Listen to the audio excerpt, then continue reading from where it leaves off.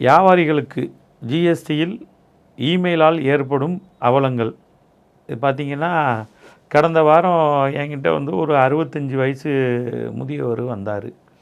அவர் கையில் பார்த்திங்கன்னா இந்த தேர்ட் பார்ட்டி அட்டாச்மெண்ட், அதாவது பேங்க் அட்டாச்மெண்ட்டை கொண்டுட்டு வந்தார். சார், என்கிட்ட பேங்க்கில் உள்ள அமௌண்ட்டை ஃபுல்லாமே ஜிஎஸ்டியில் வந்து இது பண்ணிட்டாங்க சார், இது என்ன செய்கிறது அப்படின்னும் போது அவர்கிட்ட நான் சொன்னேன், சார் உங்களுக்கு நிறைய நோட்டீஸ் வந்திருக்கு, ஆர்டர் வந்திருக்கு, நீங்கள் ஏன் பார்க்கல?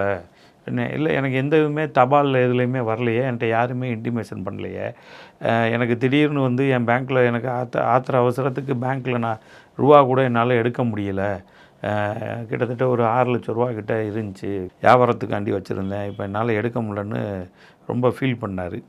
அப்போ அவர்கிட்ட நான் சொன்னேன், இந்த மாதிரிலாம் நோட்டீஸ் மெயிலில் வந்திருக்கு அப்படின்னு சொன்னேன். அப்போ அவர் வந்து என்ன சொன்னார்னா, எனக்கு மெயில் ஐடினா பார்க்க தெரியாது சார், மெயில் ஐடினால என்னன்னு தெரியாது, எல்லாமே நாங்கள் வந்து எங்கள் அக்கௌண்டண்ட்டு தான் பார்ப்பார்.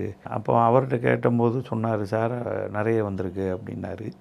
இதுக்கு வந்து அவர் வந்து ரொம்ப மனசு லெவலில் ரொம்ப பாதிப்பாயிட்டு. இதுக்கு என்ன காரணம்னா, அவருக்கு மெயில்னாலே என்னன்னு தெரில. அப்போது அவர் அக்கௌண்டண்ட்டை கூப்பிட்டு நான் கேட்டேன், சார் என்ன சார் இது இப்படி இருக்குங்கிறது, சார் மெயில் ஐடிலாம் நாங்கள் எங்களுக்கு பார்க்குறதுக்கு நேரம் இல்லை சார், நாங்கள் இருக்கிற இதில் வந்து கிளைண்ட்டோட மெயில் ஐடிலாம் நாங்கள் எப்படி சார் பார்ப்போம், நாங்களுமே பார்க்குறோம், 1-2 விட்டு போயிடுது, அதில் தான் சார் இந்த மாதிரி பிரச்சனையாகிடுது. சிறு வியாபாரிகளுக்கு இந்த மெயில் ஐடினால் என்ன பிரச்சனைனா, அவங்கள்ட்ட வந்து கம்ப்யூட்டர் இருக்காது. அவங்க வந்து இந்த ஜிஎஸ்டி ரிஜிஸ்ட்ரேஷன் பண்ணும்போது அவங்க என்ன பண்ணியிருப்பாங்க, ஏதோ ஒரு மெயில் ஐடியை பேருக்கு க்ரியேட் பண்ணி வச்சுருப்பாங்க. எல்லா நோட்டீஸுமே சரி, ஆர்டருமே சரி மெயிலில் தான் வரும். மெயிலில் வந்து ஃபோனில் நோட்டீஸ் வர்றதெல்லாம் வந்து பெருசாக அவங்க பார்க்க மாட்டேங்கிறாங்க.